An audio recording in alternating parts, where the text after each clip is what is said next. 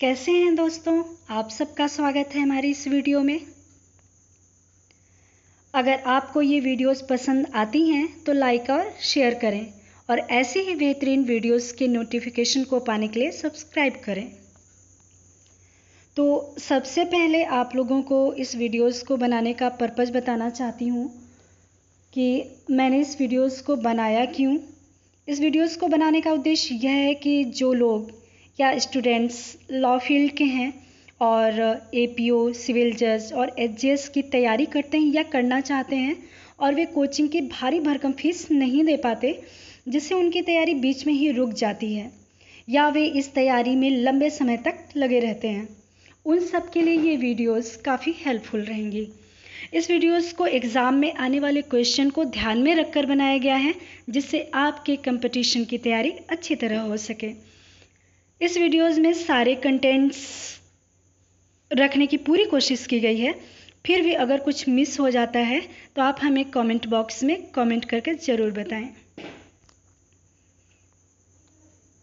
तो आइए शुरू करते हैं। भारतीय साक्ष्य अधिनियम 1872। भारतीय साक्ष्य अधिनियम 1872 में कुल 3 भाग हैं और इन तीनों भाग को मिलाकर 11 अध्याय हैं और 167 धाराएं हैं। तो आइए हम जो चर्चा करते हैं भारतीय साक्ष्य अधिनियम 1872 के धारा 1 की, जिसमें संक्षिप्त, नाम, विस्तार और प्रारंभ है।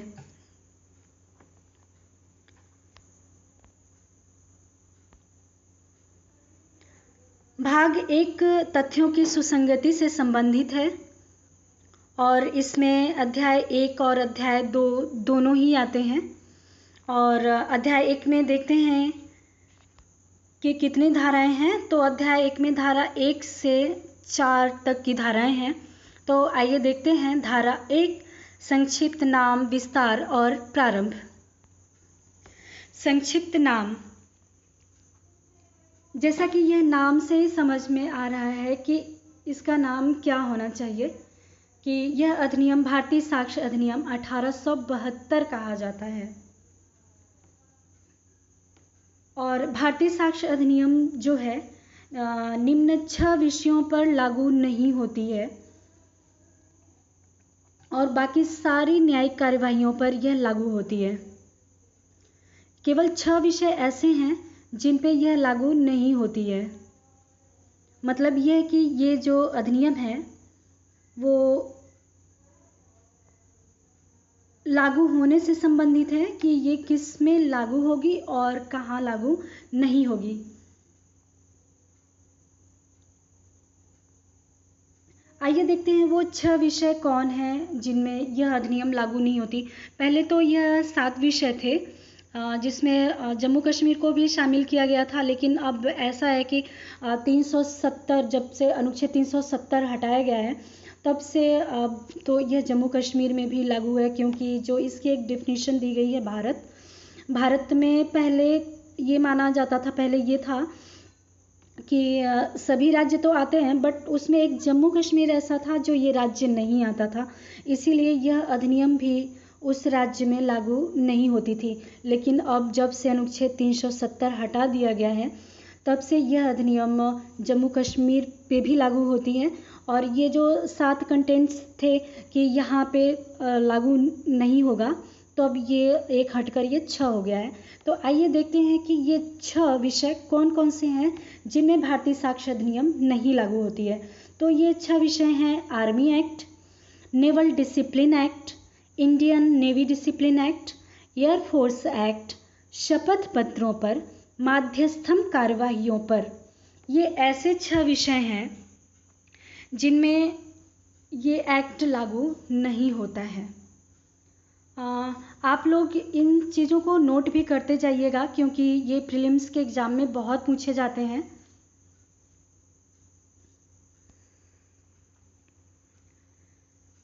तो कहने का मतलब ये है कि जो धारा 1 है वो अधिनियम के लागू होने से संबंधित है। अधिनियम एक यह क्षेत्र निर्धारित करती है जहाँ यह अधिनियम लागू होती है और वह न्यायालय एवं कार्यवाहियाँ जिनमें यह विधि लागू होती हैं, इन सब चीज़ों को यह निर्धारित करती है। इस अधिनियम के बारे में यह कहा जाता है कि यह न्यायिक कार्यवाहियों पर लागू होती है। तो देखते हैं कि न्यायिक कार्यवाहियाँ क्या है। पहले तो न्यायिक कार्यवाहियाँ की साक्ष्य अधिनियम में परिभाषा ही नहीं दी गई है। न्यायिक कार्यवाही की जो परिभाषा दी गई है वो दंड प्रक्रिया संहिता की धारा 2 में दी गई है, जिसका भारतीय साक्ष्य अधिनियम से मतलब नहीं है। तो फिर भी आइए देखते हैं कि दंड प्रक्रिया संहिता में इसकी क्या परिभाषा दी गई है। इस परिभाषा के अनुसार न्यायिक कार्यवाही इसके अंतर्गत ऐसी कोई कार्यवाही है जिसके अनुक्रम में साक्ष्य वैध रूप से शपथ पर लिया जाता है या लिया जा सकता है। देखिए यहाँ पे प्रिंटिंग मिस्टेक हो गया है। आप यहाँ पे साक्ष्य को वैध कर लीजिएगा। साक्ष्य को वैध रूप से शपथ पर लिया जाता है या लिया जा सकता है। तो ये जो न्यायिक कार्यवाही बताई गई है वो भारतीय साक्ष्य अधिनियम से इसका कोई मतलब नहीं है। जो भारतीय साक्ष्य अधिनियम के उद्देश्य के लिए न्यायिक कार्यवाही है उसका इससे मतलब है। मतलब न्यायिक कार्यवाही तब मानी जाती है कब? जब जांच के लिए दोनों ओर से साक्ष्य दिया जाना हो। मतलब दोनों ओर से, वादी और प्रतिवादी।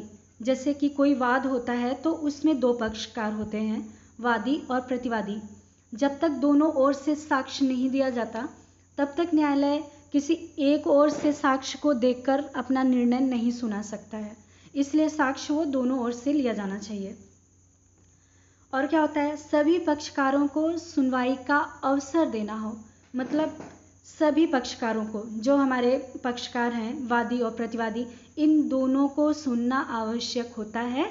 तभी न्यायालय विवेक का उपयोग करके फिर निर्णय करता है। नहीं तो ऐसा निर्णय न्यायिक कार्यवाही नहीं मानी जाती है।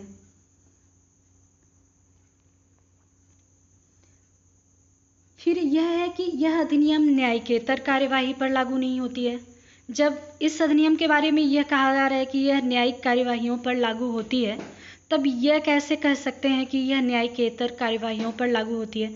तब तो यही कहा जाएगा ना कि यह न्यायिकेतर कार्यवाहियों पर नहीं लागू होती है।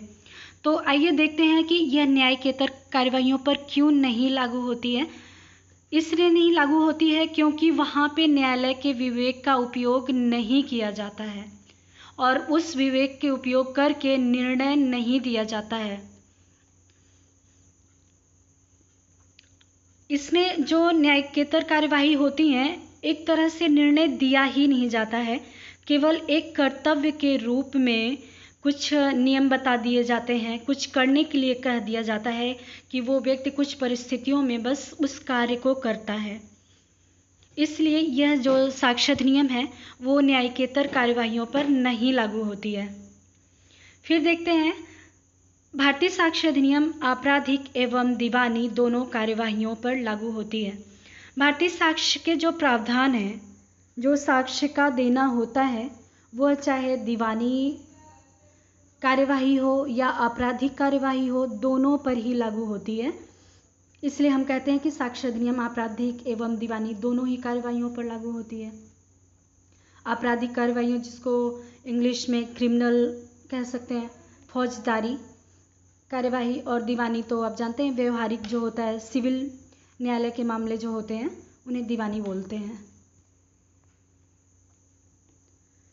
फिर यह देखते हैं कि यह अधिनियम शपथ पत्रों पर लागू नहीं होता है। शपथकर्ता का कथन साक्ष्य के रूप में उपयोग में नहीं लिया जा सकता। मतलब सामान्य नियम ये है कि जो शपथकर्ता का कथन है साक्ष्य के रूप में उपयोग में नहीं लिया जाता है। लेकिन यह साक्ष्य के रूप में हो भी सकता है, लेकिन कब? तब जब न्यायालय खुद ये कहे या आदेश दे कि कोई व्यक्ति पेश होकर उन तथ्यों की गवाही दे जो उसने शपथ पत्र में कहे हैं, तभी वह साक्ष्य के रूप में ग्राह्य हो सकता है, अन्यथा नहीं। केवल इसी परिस्थिति में साक्ष्य शपथ पत्रों का दिया जा सकता है, अन्यथा नहीं।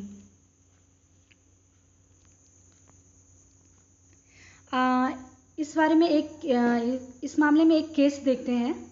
केस का नाम है सुधा देवी बनाम MP नारायण 1988 सुप्रीम कोर्ट। तो आइए देखते हैं सुप्रीम कोर्ट ने क्या कहा इस मामले में। तो सुप्रीम कोर्ट ने निर्णित किया कि शपथ पत्र केवल तब साक्ष्य होता है जब न्यायालय सिविल प्रक्रिया संहिता के प्रावधानों के अधीन किन्हीं विशिष्ट तथ्यों को शपथ पत्र के द्वारा साबित किए जाने का आदेश किया हो।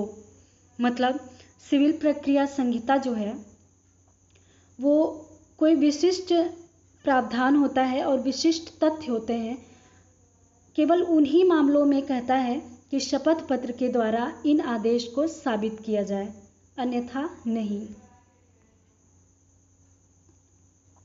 आइए देखते हैं कि जो सिविल प्रक्रिया संहिता है वो किसमें यह प्रावधान किया गया है कि शपथ पत्र के माध्यम से साक्ष्य दिया जा सकता है। वह है CPC की धारा 139 एवं आदेश 19 के नियम 1 से 3 में है। इसमें जो सिविल न्यायालय है वो आदेश दे सकता है कि शपथ पत्र के माध्यम से साक्ष्य दिया जाए। फिर है CRPC की धारा 295 एवं 296 तथा 297 खंड 1 में एक नोट है, इसको नोट कर लीजिएगा। शपथ पत्र में मिथ्या कथन करने पर भारतीय दंड संहिता की धारा 193 के अधीन दंडित किया जा सकता है। हाँ, शपथ पत्र में क्या होता है कि कई लोग मिथ्या कथन कर देते हैं, तो मिथ्या कथन करने वालों को उसको दंडित करने का प्रावधान IPC की धारा 193 में है। यह अधिनियम मध्यस्थम के समक्ष कार्यवाही पर लागू नहीं होता है। क्यों?